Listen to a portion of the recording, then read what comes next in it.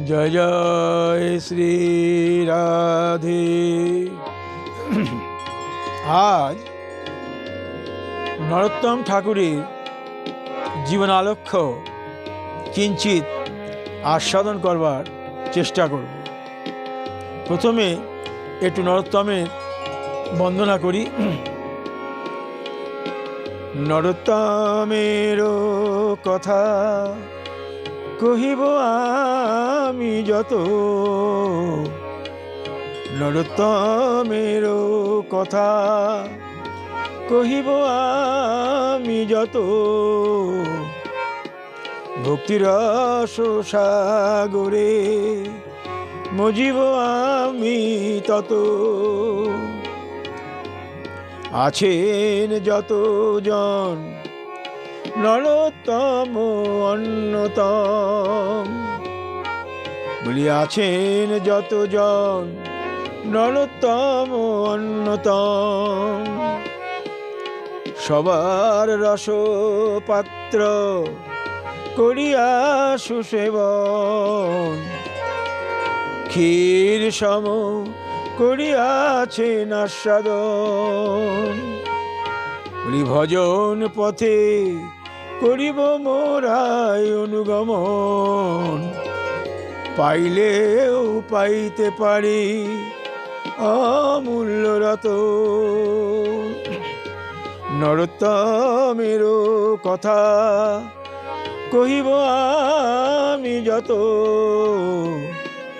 ভক্তিরস সাগরে মজিব আমি তত। আছেন যত জনা মহৎ গণা, নরোত্তম হয় অন্যতম।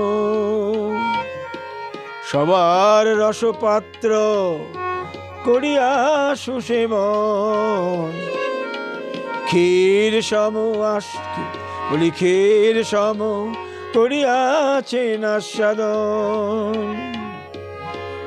ভজন পথে করিতে অনুসরণ, পাইলেও পাইতে পারি অমূল্য রতন। নরোত্তম ঠাকুর মহাশয়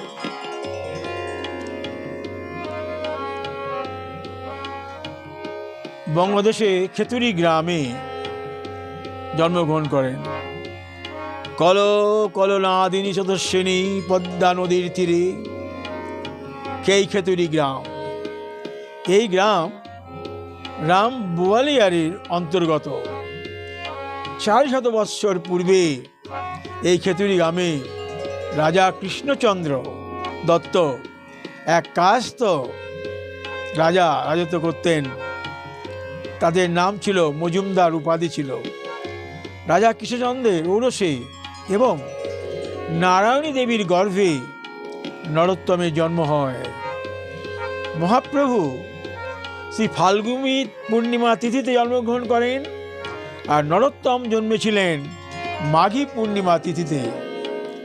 ইতিপূর্বে রাজার কোনো পুত্র সন্তান ছিল না, সেজন্য রাজা বহু দুঃখে চলছিলেন। কাজেই নবজাত শিশুকে পেয়ে রাজার আনন্দে আর সীমা ছিল না। রাজা ব্রাহ্মণ, পণ্ডিত, বৈষ্ণব, ভিখারিদিগকে অকাতরে বহু অন্ন বস্ত্র দান করলেন। দেখতে দেখতে শশধরের ন্যায় নরোত্তম মাতৃকর সুশোভিত করে বৃদ্ধি পেতে লাগল। রাজা কৃষ্ণচন্দ্র পুত্রের হাতে খড়ি দিয়ে তাকে উপযুক্ত শিক্ষকের অধীনে নিযুক্ত করলেন। নরোত্তমের প্রতিভা দর্শনে আবাল বৃদ্ধ বনিতা সকলে যুগপৎ বিস্মিত স্তম্ভিত হয়ে গেল। পুত্র ভয়প্রাপ্ত হয়েছে দেখিয়া কৃষ্ণচন্দ্র ঘটক প্রেরণ করতে লাগলেন।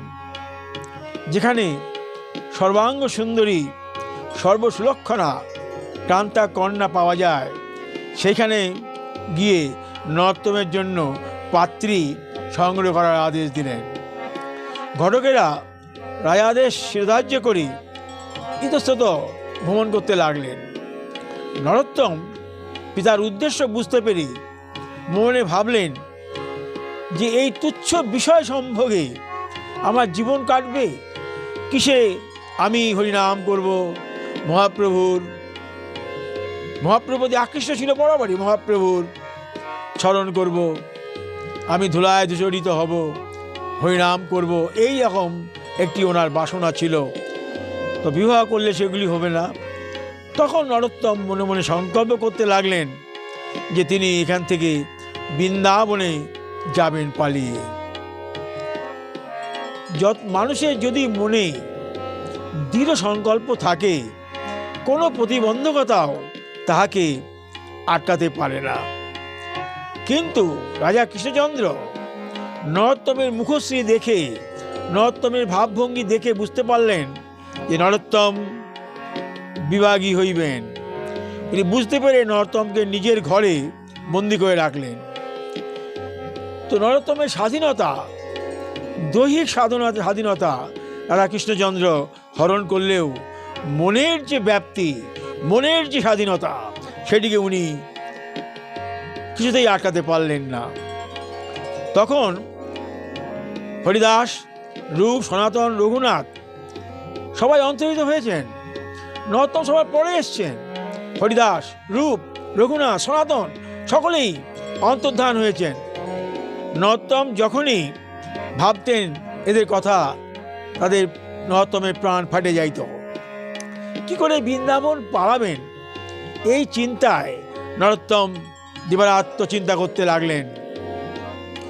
নরোত্তম একদিন সত্যই বৃন্দাবনে পলাইয়া গেলেন। নরোত্তম চলিয়া গেলে পিতা মাতা হাহাকার করি ক্রন্দন করতে লাগলো। তাদের ক্রন্দনে বনবিধি, পশু পাখি সকলেই যেন ক্রন্দন করতে লাগলো। পিতা মাতা আহার নিদ্রা ত্যাগ করলেন। কি করে নরোত্তম 16 বছর বয়সে এত পথ পাড়ি দেবেন? আহার নিদ্রাহীন অবস্থায় ঈশ্বর কৃপায় এই নরোত্তম কি করলেন, ধীরে ধীরে তিনি পুরীধামে এসে অবস্থান করলেন। পুরীতে চন্দ্রশেখরের বাড়িতে তিনি উঠলেন। এই চন্দ্রশেখর মহাপ্রভুর পরম ভক্ত। এই চন্দ্রশেখরের বাড়িতেই মহাপ্রভু সেই কাশীর দাম্ভিক পণ্ডিত প্রমানন্দ সরস্বতীকে উনি মন্ত্রে দীক্ষিত করেছিলেন। এই চন্দ্রশেখরের বাড়িতে সনাতনকে 2 মাস উনি ভক্তিদত্ত, রসদত্তের উপদেশ দিয়েছিলেন এবং সনাতনকে বলেছিলেন তুমি ভক্তি রস গ্রন্থ রচনা করো। এই চন্দ্রশেখরের বাড়িতে কিছুদিন থাকার পরে উনি বৃন্দাবন যাবেন এই কথা চিন্তা করলেন। ধীরে ধীরে তিনি বৃন্দাবনে এসে উপস্থিত হলেন। বৃন্দাবনে যখন আসলেন, প্রচণ্ড ক্লান্ত অবসন্ন দেহ হয়ে ওই কেশী ঘাটে, বৃন্দাবনের ঘাটে উনি উপস্থিত হলেন। তার এরকম অবস্থা দেখে জীব গোস্বামী তাকে নিয়ে নিজের কুটিরে রাখলেন। নিজের কুটিরে কিছুদিন তাকে শুশ্রূষা করে লোকনাথ গোস্বামীর কাছে তিনি নিয়ে গেলেন। লোকনাথ গোস্বামী নরোত্তমকে দেখে সত্যি বিস্মিত হলেন। লোকনাথ গোস্বামী আগেই পণ করেছিলেন তার শিষ্যরা সমস্ত চলে যাচ্ছে দেখে যে আমি জীবনে আর কাউকে দীক্ষা দেব না। কিন্তু নরোত্তমের এই ভক্তিভাব এবং একটি বছর নরোত্তমকে লক্ষ্য করলেন। নরোত্তম তার বাহ্য ক্রিয়া প্রসার করে, নরোত্তম সব কিছু করে দেখে একদিন নরোত্তমকে লোকনাথ বললেন যে তুমি এই পথে কেন এলে রাজার দুলাল? তুমি কি পারবে এই নিরামিষ আহার করতে? তুমি কি পারবে সংসার বিরাগী হতে? তুমি কি পারবে ব্রহ্মচর্য অবলম্বন করতে? নরোত্তম বলল আপনার কৃপা হলে আমি সবই পারবো। কিন্তু লোকনাথ বললেন আমি তো প্রতিশ্রুতিবদ্ধ, আমি কাউকেও দীক্ষা দিব না। নরোত্তম ক্রন্দন করতে লাগলেন এবং তাহার নিষ্ঠা ভাব দেখে তখন উনি বললেন আচ্ছা যাও স্নান করে আসো। স্নান করে আসার পরে নরোত্তমকে উনি শ্রাবণ মাসের পূর্ণিমা তিথিতে শুভ লগ্ন দেখে দীক্ষা দিলেন। এই দীক্ষা অনুষ্ঠানে জীব গোস্বামী, শ্রীনিবাস আচার্য এবং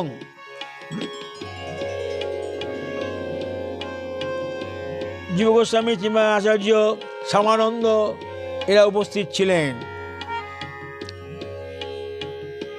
তারপর দীক্ষা কার্য সমাপ্ত হওয়ার পর জীব গোস্বামীর নিকট শ্যামানন্দ, শ্রীনিবাস, নরোত্তম তিনজনে অধ্যয়ন করতেন।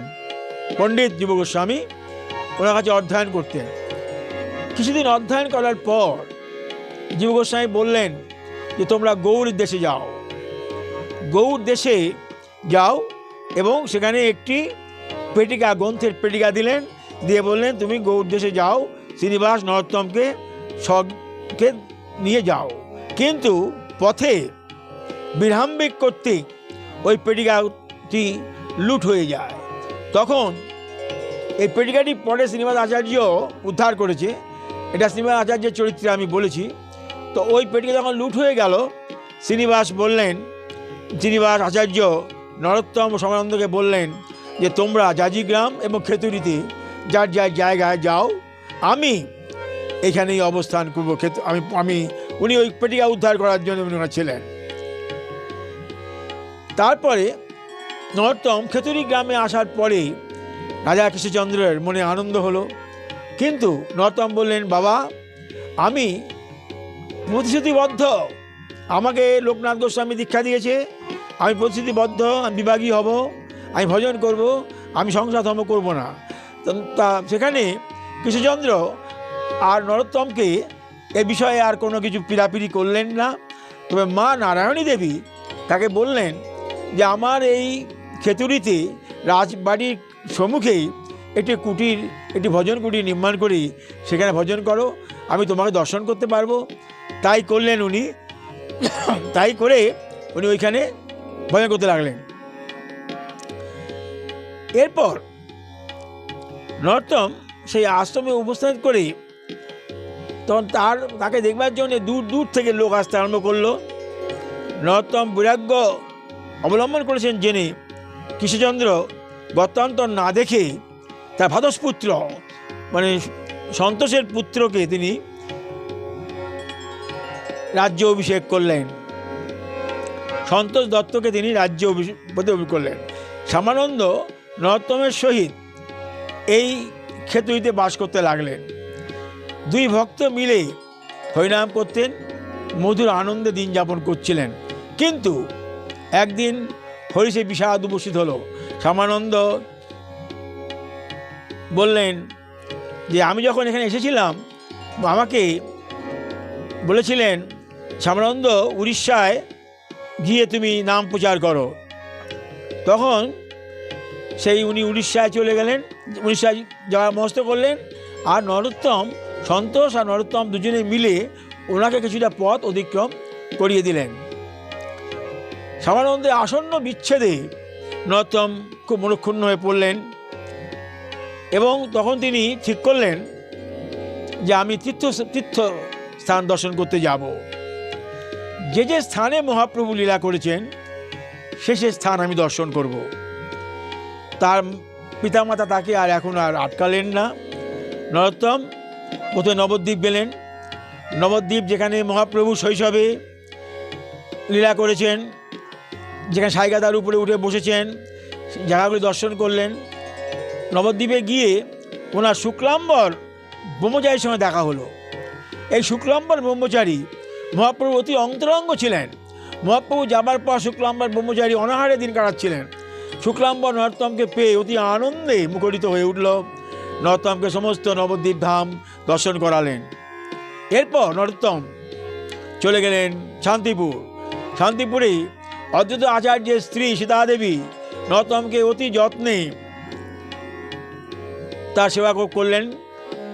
তখন ওখান থেকে উনি চলে গেলেন খড়দহে। তখন জাহ্নবা দেবী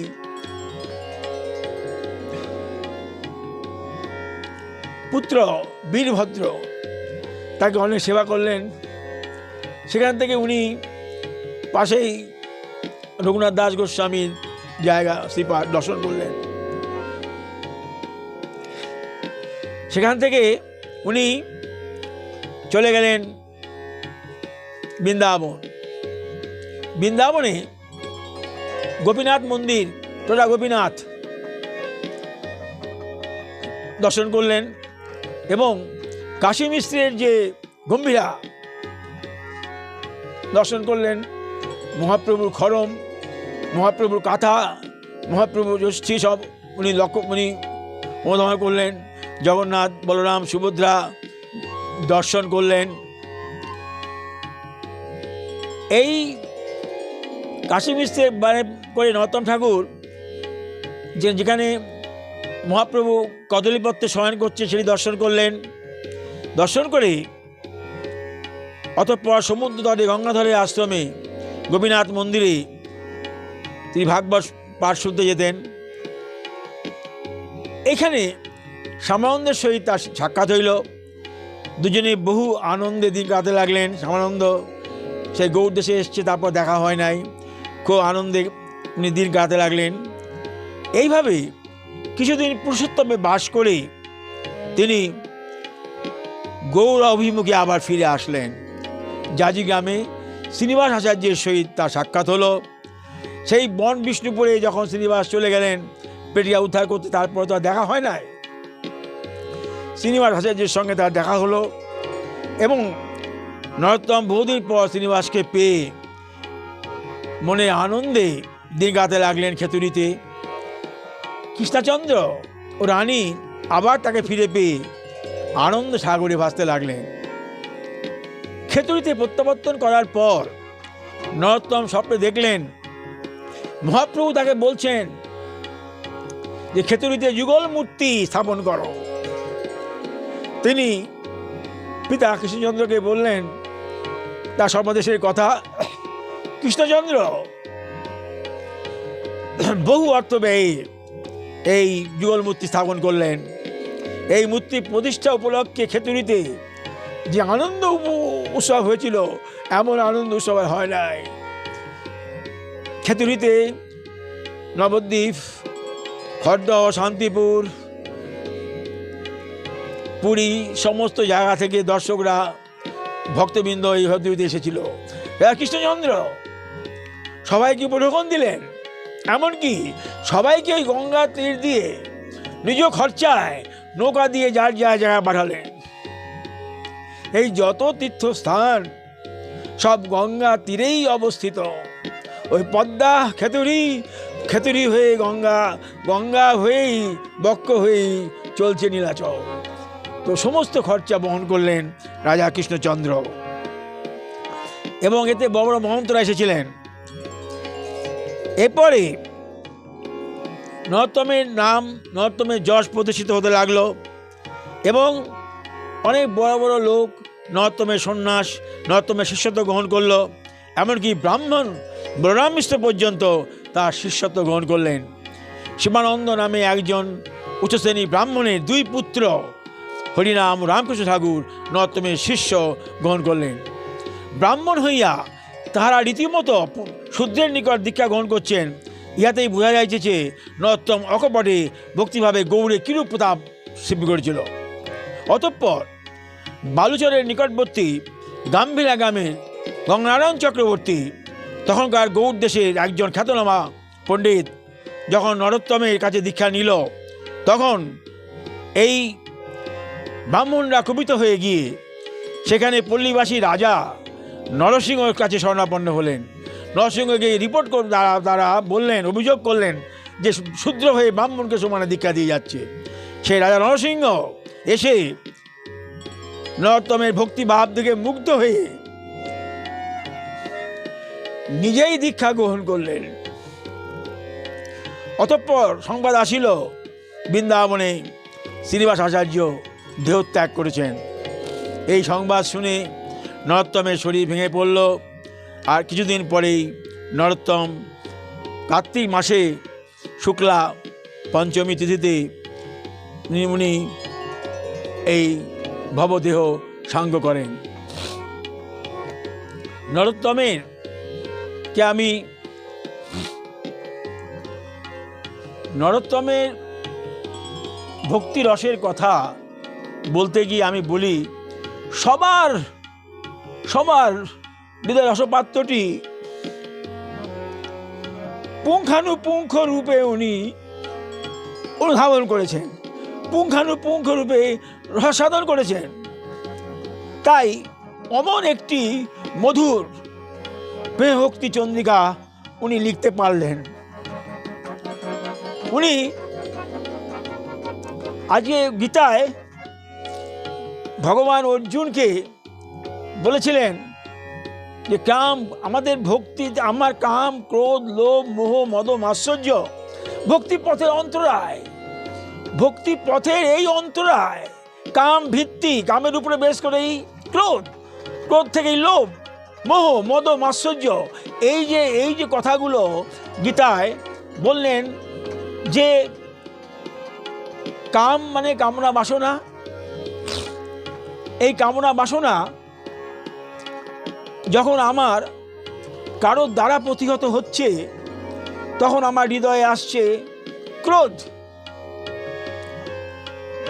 মোহ, মোহ মানে আমার নয়নের একটি পর্দা, সত্য বস্তুকে আমি দেখতে পারি না, নিত্য সত্য আমার হয় না, আমার একটা আবরণে আমি নিজের মোহে আমি দর্শন করি।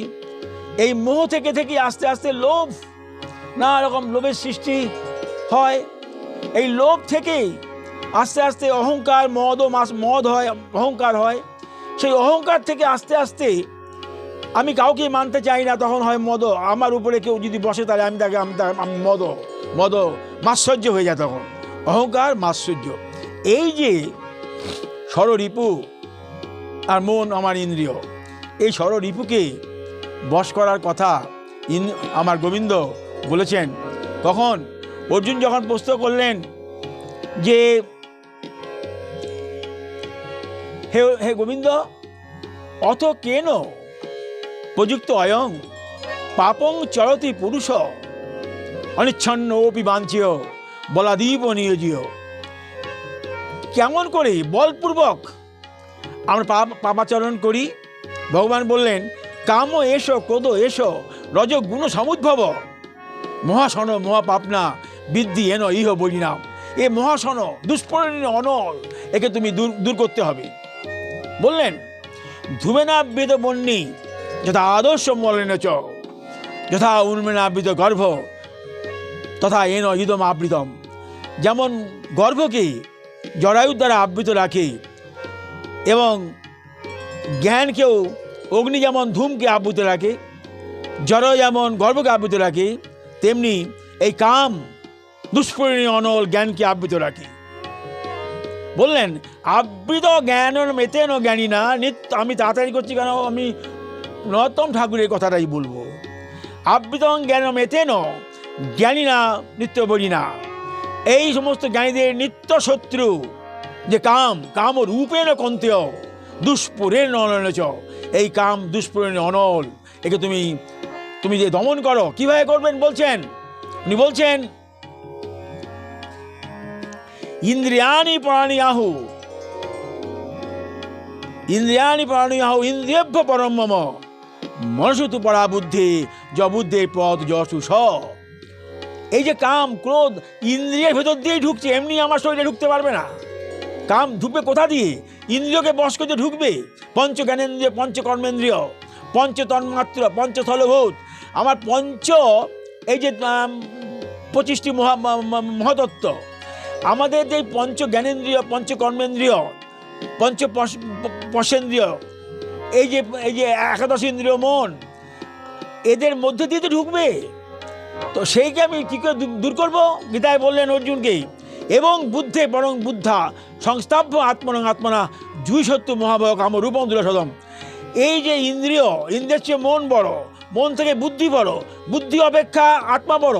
সেই আত্মাকে পরমাত্মার দ্বারা বশীভূত করো, বশীভূত করে কামকে দূরে তুমি দমন করো। এটা তাড়াতাড়ি বললাম এই কারণে যে কিভাবে এই যে ভক্তির রসাস্বাদনে কাম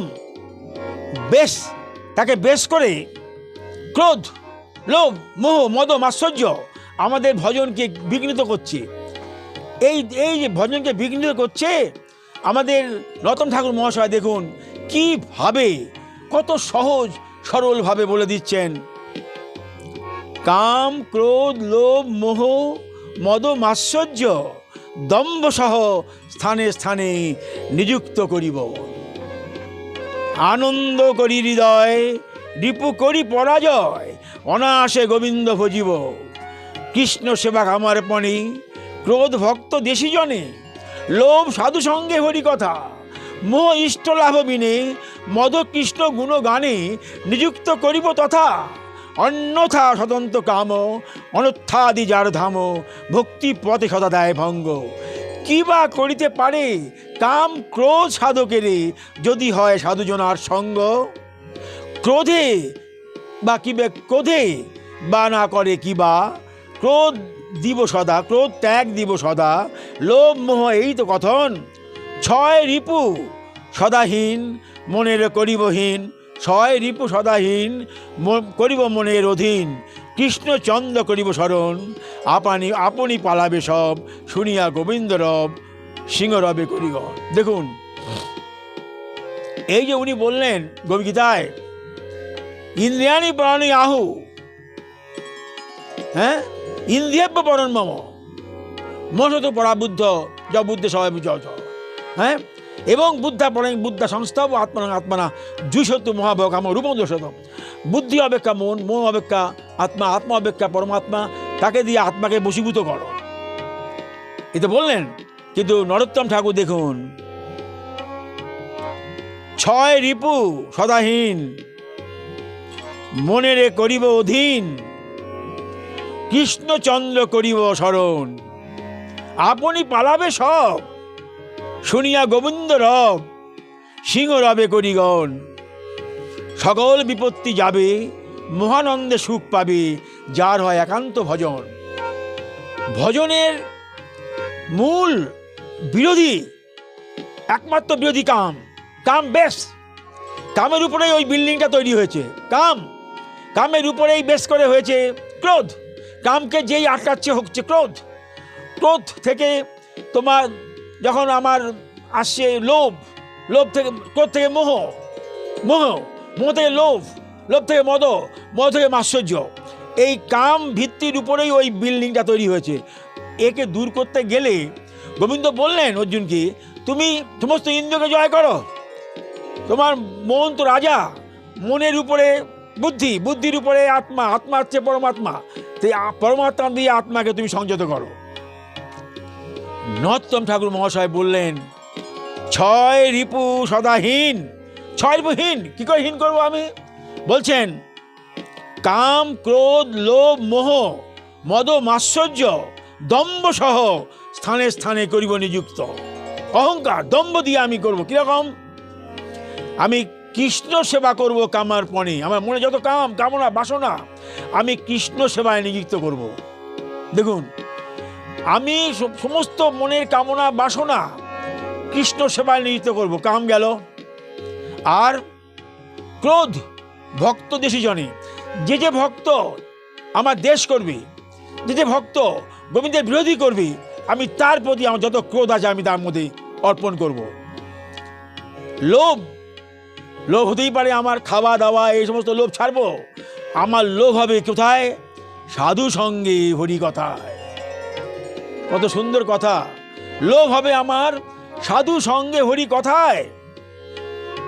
মোহ ইষ্ট লাভ বিনে, আমি ইষ্ট লাভ করব, যুগল চরণ পাবো, এতে আমার মোহ।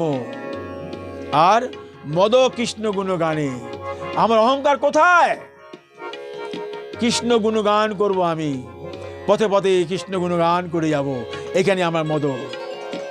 তাহলে এই যে ছয় রিপু, তাই বললেন ছয় রিপু সদাহীন মনের করিব অধীন, কৃষ্ণচন্দ্র করিব স্মরণ, আপনি পালাবে সব, শুনিয়া গোবিন্দ রব, সিংহ রবে করিগণ। সকল বিপত্তি যাবে, মহানন্দ সুখ পাবে, যার হয় একান্ত ভজন। এই যে ভজনের কথা এত সহজ করে কে বলছেন? আজকে রূপ গোস্বামী বললেন, ভক্তির ব্যাখ্যা করতে গিয়ে বললেন রূপ গোস্বামী,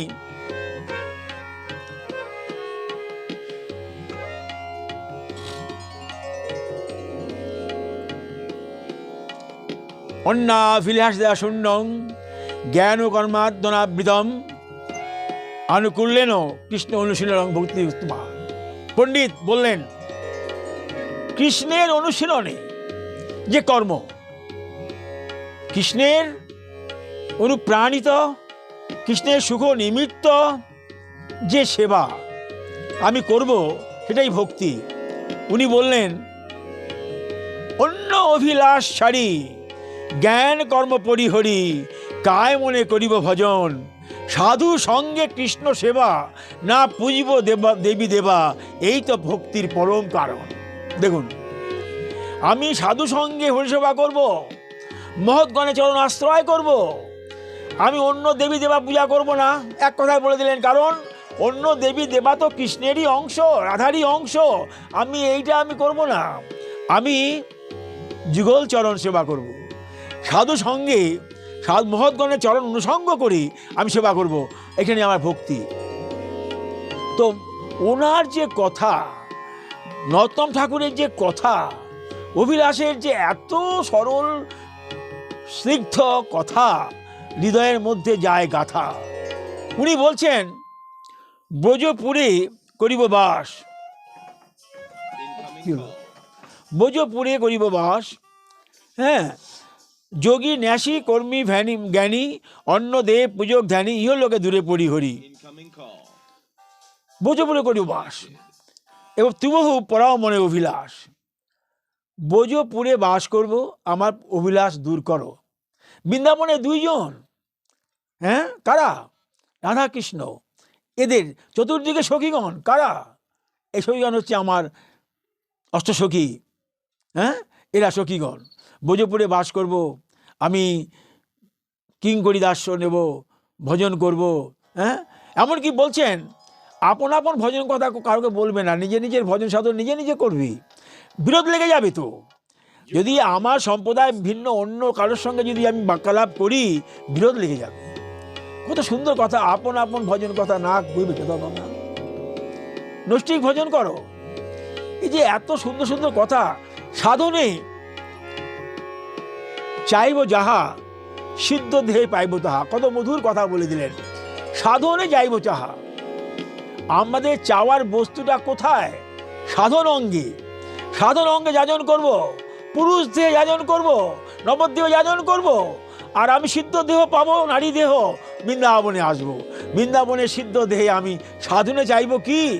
যে রাধা দেহ, রাধা চরণ আশ্রয় করব, আমি মঞ্জু স্বরূপ পাবো, কিঙ্করী হব, রাধাচরণ সেবা করব, এই যে চাইব, এই চাওয়াটা আমার হবে সিদ্ধ দেহের চাওয়া, সিদ্ধের দেহের পাওনা। এই নরোত্তম ঠাকুর মহাশয় ক্ষীর সম আস্বাদন করেছেন, যেমন করেছেন আমার কৃষ্ণদাস কবিরাজ গোস্বামী, হ্যাঁ, উনি সংস্কৃত করে বাংলা করেছেন, ইনি শুধু ক্ষীর সম আস্বাদন করে বাংলায় করেছেন। তো আজ আমি নরোত্তম ঠাকুরের জীবন আলোক্যে এর বেশি যাব না, শুধু তার চরণে স্মরণ করে আমি একটু বলি, আমি একটি রচনা একটু তাকে বলি। হে নরোত্তম, তুমি অতি অনুপম, ভক্তি রস আস্বাদনে তুমি নিরূপম, সর্বোত্তম মহতের আসরে তুমি অন্যতম, সহজ সরল লেখনীর মাঝে তুমি প্রিয়তম, তব লেখনীর মাঝে তোমায় করি স্মরণ। হে সুন্দরতম, হে মধুরতম, ভজন পথ চলিতে তোমায় করি আমি নিত্য স্মরণ। হে নরোত্তম, তুমি অতি অনুপম, ভক্তি রস আস্বাদনে তুমি নিরূপম, সর্বোত্তম মহতের সাগরে তুমি অনুপম। সহজ সরল লেখনীর মাঝে তুমি প্রিয়তম, তব লেখনীর মাঝে করি তোমায় স্মরণ। হে সুন্দরতম, হে মধুরতম, ভজন পথ চলিতে তোমায় করি স্মরণ। আজ এখানে শেষ করছি। জয় জয় শ্রী রাধে শ্যাম।